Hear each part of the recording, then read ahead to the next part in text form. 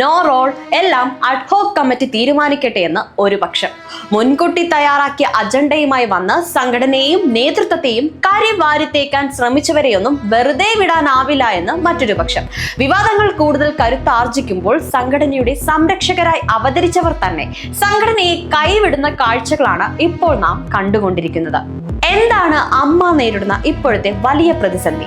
മറ്റ് സിനിമാ വ്യവസായങ്ങൾക്ക് പോലും ഒരു കാലത്ത് മാതൃകയായിരുന്ന മലയാള സിനിമയുടെ ഏറ്റവും വലിയ താരസംഘടനയ്ക്ക് യഥാർത്ഥത്തിൽ എന്താണ് സംഭവിച്ചത്? കേവലം വ്യക്തിപരമായ അഭിപ്രായ വ്യത്യാസങ്ങളിൽ നിന്ന് തുടങ്ങി ഇന്ന് ഹൈക്കോടതിയുടെ പടിവാതിൽക്കൽ വരെ എത്തി നിൽക്കുന്ന ആ തകർച്ചയുടെ നാൾവഴികളിലൂടെ ഒന്ന് കണ്ണോടിക്കാം.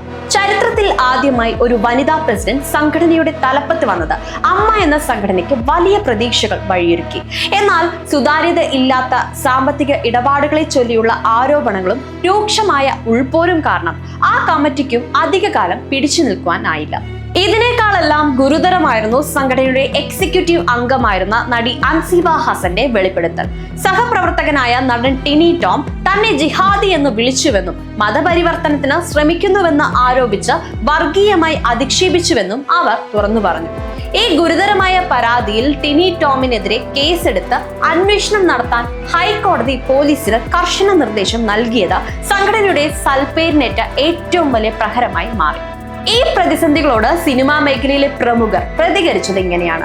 ഭരണസമിതിയുടെ പിടിപ്പുകേടും സാമ്പത്തിക കാര്യങ്ങളിലെ സുതാര്യത ഇല്ലായ്മയുമാണ് നിലവിലെ തകർച്ചയ്ക്ക് കാരണമെന്ന് നിശ്ചിതമായി വിമർശിച്ച നടനും മുൻ ഗതാഗത മന്ത്രിയുമായ KB ഗണേഷ് കുമാർ രംഗത്തെത്തി. കൃത്യമായ നിയമാവലിയോടെ സംഘടനയെ ഉടച്ചു വാർക്കേണ്ടതുണ്ടെന്ന് അദ്ദേഹം വ്യക്തമാക്കുകയും ചെയ്തു. എന്നാൽ വർഷങ്ങളായി WCC ഉന്നയിക്കുന്ന വിഷയങ്ങളുടെ അനന്തര ഫലമാണിതെന്ന് മാലാ പാർവതി ചൂണ്ടിക്കാട്ടി. കൃത്യമായ ഒരു ഇന്റേണൽ കംപ്ലൈന്റ് കമ്മിറ്റി ഇല്ലാത്തതിന്റെയും പുരുഷ കേന്ദ്രീകൃതമായ അധികാര ദുർവിനിയോഗത്തിന്റെയും ബാക്കി പത്രമാണ് ഈ പ്രതിസന്ധികളെന്നും മാലാ പാർവതി കൂട്ടിച്ചേർത്തു. ഇങ്ങനൊരു പ്രതിസന്ധി ഘട്ടത്തിൽ സംഘടനയെ നയിക്കാൻ നിയോഗിക്കപ്പെട്ട അഡ്ഹോക് കമ്മിറ്റിയുടെ നേതൃത്വം ഏറ്റെടുത്ത നടനും പാലക്കാട് MLA-യുമായ രമേശ് പിഷാരടി വിവാദങ്ങൾക്കപ്പുറം സംഘടനയെ അതിന്റെ യഥാർത്ഥ ലക്ഷ്യമായ ക്ഷേമ പ്രവർത്തനങ്ങളിലേക്ക് തിരികെ കൊണ്ടുവരേണ്ടതുണ്ടെന്നും അതിനായി നിയമപരമായ ചട്ടക്കൂടുകൾ പാലിച്ച് എല്ലാവരെയും ഒറ്റക്കെട്ടായി നിൽക്കണമെന്നും ആവശ്യപ്പെട്ടു. ശ്വേതാ മേനോന്റെ രാജിയുമായി ബന്ധപ്പെട്ട് ഉയർന്ന വിവാദങ്ങളിലാണ് ഈ വിഷയം ഒന്നുകൂടി ആളിക്കത്തിയത്. താൻ ആരുടെയും കൈപ്പാവയാകാൻ തയ്യാറല്ലെന്നും നിരപരാധിത്വം തെളിയിക്കാതെ പ്രസിഡന്റ് സ്ഥാനത്ത് നിന്ന് പടിയിറങ്ങില്ലെന്നും ശ്വേതാ മേനോൻ തന്റെ സോഷ്യൽ മീഡിയയിലൂടെ വ്യക്തമാക്കി രംഗത്തെത്തുകയും ചെയ്തു. 21 യോഗത്തിൽ പങ്കെടുത്ത 243 അംഗങ്ങളിൽ വെറും 10 മുതൽ 15 പേരടങ്ങുന്ന ഒരു സംഘം മുൻകൂട്ടി തയ്യാറാക്കിയ അജണ്ടയുമായാണ് വന്നത്. ഭരണസമിതി പിരിച്ചുവിടുവാനുള്ള പ്രമേയത്തിന് നിയമാവലി പ്രകാരം വേണ്ട 3/2 ഭൂരിപക്ഷം ലഭിച്ചിട്ടില്ല. അതിനാൽ തന്നെ ആ പ്രമേയത്തിന് യാതൊരു നിയമസാധ്യതയും ഇല്ല. നിലവിൽ നിയമാവലിയിൽ ഒരു അഡ്ഹോക് കമ്മിറ്റിക്ക് സ്ഥാനവുമില്ല.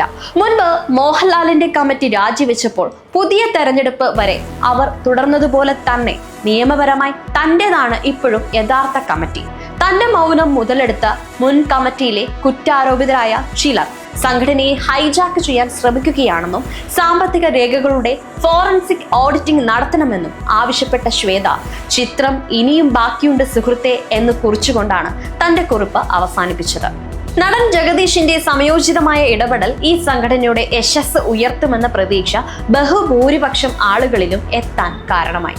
മാത്രമല്ല അദ്ദേഹത്തിന്റെ മാധ്യമങ്ങളോടുള്ള സമീപനവും പറയുന്ന ഓരോ കാര്യങ്ങളിലുമുള്ള വ്യക്തതയും സംഘടനയുടെ ഉന്നമനത്തിന് വേണ്ടിയുള്ള വിഷയങ്ങളിലെ അദ്ദേഹത്തിന്റെ ആ കാഴ്ചപ്പാടും വിശ്വാസ്യതയെ ഒന്നുകൂടി ഊട്ടിയുറപ്പിച്ചു.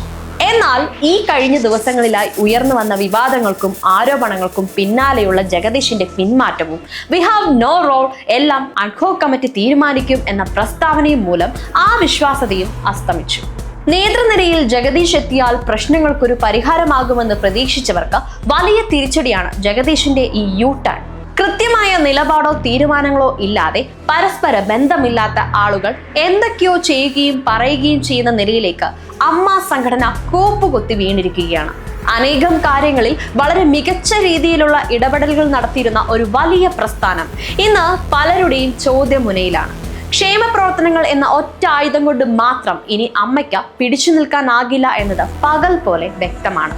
സാമ്പത്തിക സുതാര്യത, ജനാധിപത്യപരമായ ഭരണഘടന, അതിലുപരി കൃത്യമായ ലിംഗസമത്വം എന്നിവ ഉറപ്പിക്കാതെ മലയാള സിനിമയിലെ ഈ വലിയ സംഘടനയ്ക്ക് ഇനി മുന്നോട്ട് പോകുക അസാധ്യമാണെന്ന് നിസ്സംശയം പറയാം. കാലത്തിനൊത്ത മാറ്റങ്ങൾ ഉൾക്കൊള്ളാൻ തയ്യാറായില്ലെങ്കിൽ ചരിത്രത്തിന്റെ ഏടുകളിൽ അമ്മ വെറുമൊരു ഓർമ്മയായി മാറിയേക്കാം.